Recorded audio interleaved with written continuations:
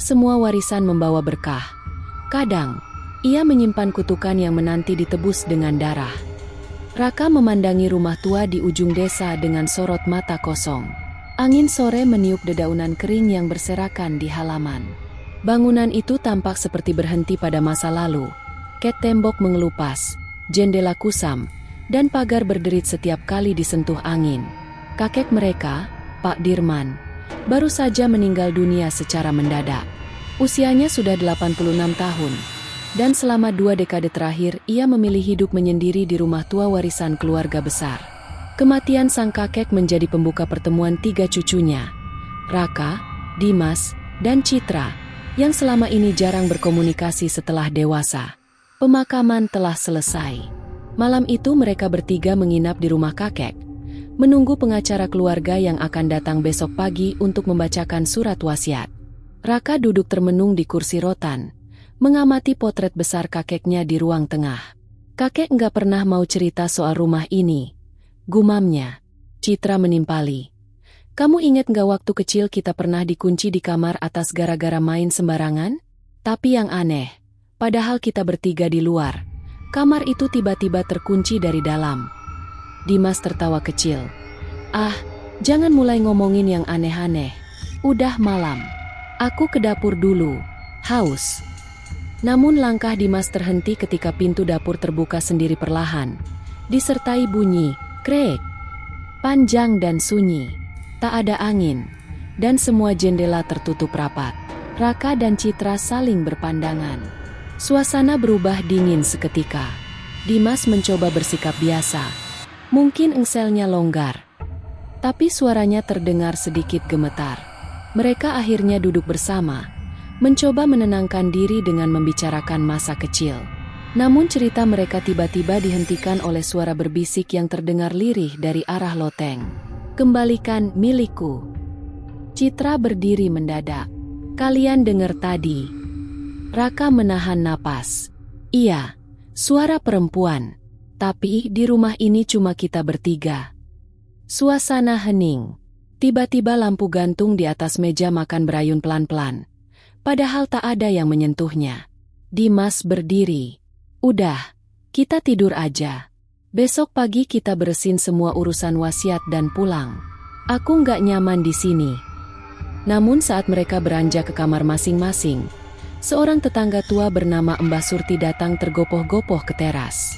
Matanya memerah, suaranya berat dan parau. Kalian bertiga pulanglah malam ini juga. Jangan nginep di rumah ini.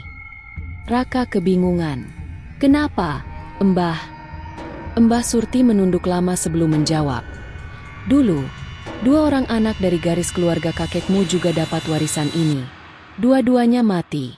Gantian. Seminggu sekali. Dan sekarang, kalian bertiga yang mewarisi rumah ini. Angin berhembus lebih dingin dari biasanya. Daun pintu belakang terbuka sendiri. Di sana, hanya sekilas, Citra melihat bayangan wanita tua tanpa mata berdiri menatapnya. Ia menjerit keras. Gelap. Pagi itu, kabut belum benar-benar menghilang saat suara mesin mobil tua terdengar berhenti di depan rumah. Seorang pria berjas hitam turun dengan koper kulit di tangan. Pak Harto, pengacara yang telah lama mengurus warisan keluarga Pak Dirman. Ketiga saudara itu duduk tegang di ruang tamu. Wajah mereka masih pucat karena kejadian semalam. Mbah Surti sudah pergi sejak fajar, meninggalkan mereka tanpa penjelasan lebih lanjut. Pak Harto membuka map dan berkata, surat wasiat ini ditulis oleh Pak Dirman 6 bulan sebelum beliau wafat. Ada hal yang harus kalian ketahui sebelum menerima apapun. Ia membuka lembaran tua berisi tulisan tangan kakek mereka. Kepada cucu-cucuku tercinta, Raka, Dimas, dan Citra, aku mewariskan rumah ini beserta seluruh isinya. Tapi ketahuilah, rumah ini bukan rumah biasa. Ia dijaga oleh perjanjian yang pernah aku buat di masa mudaku, demi menyelamatkan keluarga dari kehancuran. Aku tidak bisa membatalkannya, tapi kalian bisa memilih untuk tidak menerimanya. Namun jika kalian tetap mengambilnya, bersiaplah. Akan ada 1 yang tertinggal, dan 2 yang dijemput lebih dulu. Citra langsung berdiri. Apa maksudnya ini? Pak Harto hanya menghela napas. Beliau tidak pernah menjelaskan detailnya. Tapi sebelum meninggal, Pak Dirman sempat bilang setiap warisan besar, selalu ada harga yang harus dibayar. Raka menatap sekeliling rumah dengan waspada. Kenapa kakek harus membuat perjanjian segala? Pak Harto menutup surat dan menambahkan, ada satu benda lagi yang harus saya serahkan. Dari dalam kopernya, ia mengeluarkan sebuah kotak kayu tua dengan ukiran aneh. Di bagian atasnya ada lambang seperti mata berdarah dan tulisan aksara Jawa kuno. Saat kotak dibuka, isinya hanya sehelai kain kafan yang sudah menguning dan segumpal rambut manusia. Semua terdiam. Citra perlahan mundur. Aku nggak mau ikut campur. Kita bisa tolak warisannya, kan? Namun sebelum keputusan dibuat, suara dentingan keras terdengar dari lantai atas, seperti meja diseret dengan paksa. Pak Harto menoleh cepat. Itu suara dari kamar kerja Pak Dirman. Raka mengangguk, meski ragu. Mereka bertiga, dengan langkah pelan dan jantung berpacu, naik ke lantai 2. Kamar kerja itu terkunci. Tapi dari dalam terdengar suara. Kalian sudah datang. Satu persatu akan kembali padaku. Pintu kamar tiba-tiba terbuka sendiri. Tak ada siapa-siapa di dalam. Tapi di dinding, muncul coretan baru, seperti ditulis pakai darah. Tumbal darah belum lunas. Yang pertama telah dipilih. Semua menoleh ke arah Dimas. Tapi Dimas justru berdiri gemetar. Aku ngerasa aneh dari semalam. Seperti ada yang ngikutin aku terus. Pak Harto buru-buru menutup map. Saya sarankan kalian tinggalkan rumah ini secepatnya. Tapi sudah terlambat. Malam harinya, Dimas ditemukan berdiri sendiri di ruang tengah. Matanya kosong. Tangannya menggenggam rambut milik sendiri. Tubuhnya bergoyang-goyang. Lalu mendadak menghantamkan kepala ke dinding, berulang kali. Citra menjerit. Raka tak sempat menahan. Darah mengucur deras. Dimas tewas malam itu. Mengenaskan. Malam kematian Dimas menjadi awal dari mimpi buruk yang tak bisa dibangunkan. Tubuhnya terbujur kaku di ruang tengah. Dengan darah mengering di dinding bekas hantaman kepalanya sendiri. Polisi menyimpulkan, bunuh diri karena tekanan mental. Tapi Raka dan Citra tahu, itu bukan bunuh diri biasa.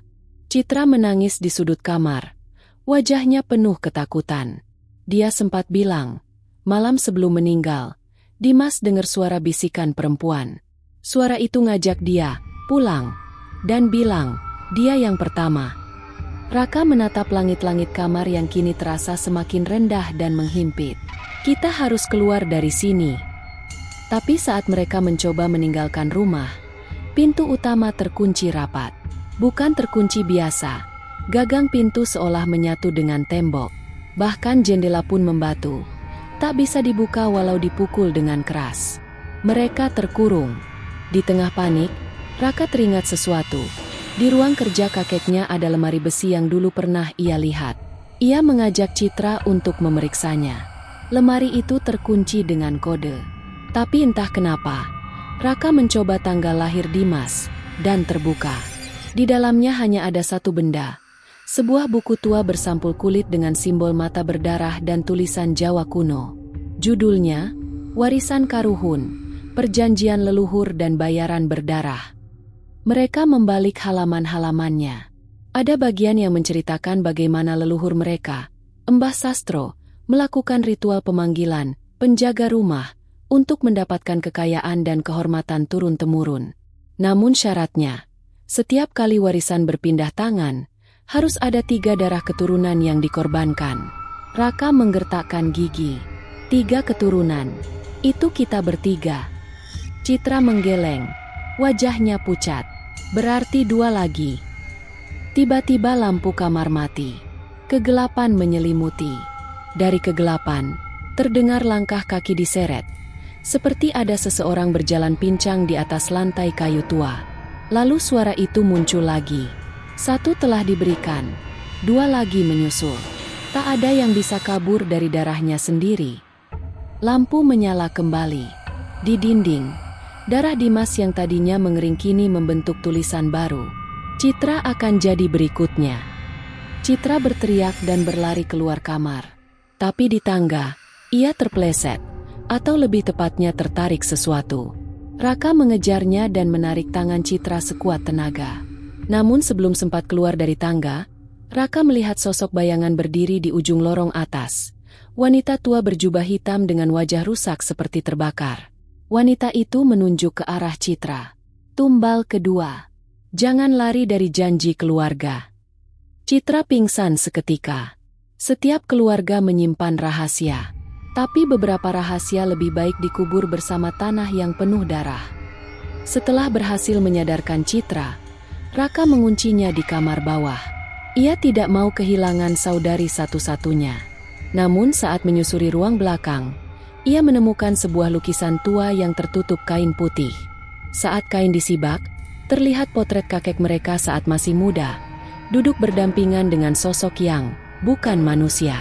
Sosok itu berwajah manusia, tapi matanya merah menyala, dan di belakangnya ada bayangan besar dengan tanduk dan kuku panjang.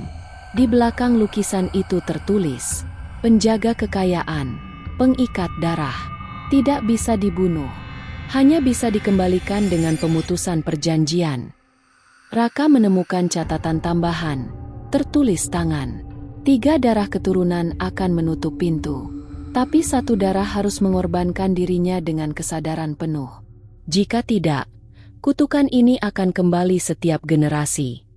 Raka mulai mengerti. Seseorang dari garis darah harus rela mati demi memutus perjanjian leluhur. Dan Dimas serta Citra mati bukan karena rela. Mereka diambil secara paksa. Malam itu, Citra kembali melihat mimpi buruk, dikelilingi api, dan wajah sang nenek buyut yang mengutuk darah keturunannya sendiri karena keserakahan leluhur mereka. Ia terbangun dengan teriakan. Raka berlari ke kamar adiknya. Terlambat. Citra mengambang di udara. Tubuhnya menegang seperti ditarik tali tak kasat mata. Wajahnya memutih. Dari mulutnya mengalir darah hitam pekat. Raka memeluk tubuh adiknya yang akhirnya terjatuh tak bernyawa. Sebuah suara membisik. 1 lagi. Selesai. Atau semua akan terulang lagi. Sampai darah keturunan habis. Dalam keadaan putus asa, Raka kembali membuka buku warisan leluhur dan melakukan ritual pemanggilan seperti tertulis di halaman akhir. Tengah malam, sosok arwah kakek muncul dalam lingkaran lilin. Wajahnya penuh penyesalan. Aku ingin mengakhiri semua ini. Tapi aku pengecut. Aku sudah terlambat. Sekarang cuma kamu yang bisa menyelesaikannya. Raka, korbankan dirimu dengan ikhlas. Jangan biarkan darah cucu-cucuku berikutnya mengalir. Kalau tidak, rumah ini akan memanggil lagi saat cucu-cucu baru lahir. Arwah itu lenyap, meninggalkan secari kalimat terakhir yang tertulis dengan api. Pemutus darah adalah penyelamat, atau perulangan akan datang dalam generasi. Raka membuat keputusan. Ia mengambil kembali kotak warisan yang berisi rambut dan kain kafan, menuangkan minyak tanah ke seluruh rumah.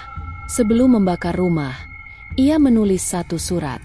Siapapun yang membaca ini, jangan ambil warisan ini. Jangan buka rumah ini. Biarlah semua berakhir di sini, dengan darahku. Malam itu, rumah terbakar habis. Warga menemukan sisa tubuh yang hangus di dalam ruang tengah. Tidak bisa dikenali, tapi di tangan jenazah itu tergenggam surat berlumuran darah. Mbah Surti datang melihat puing-puing. Ia berbisik pelan. Akhirnya, perjanjian itu terputus. Tapi ingat, darah yang pernah ditumpahkan selalu punya bau.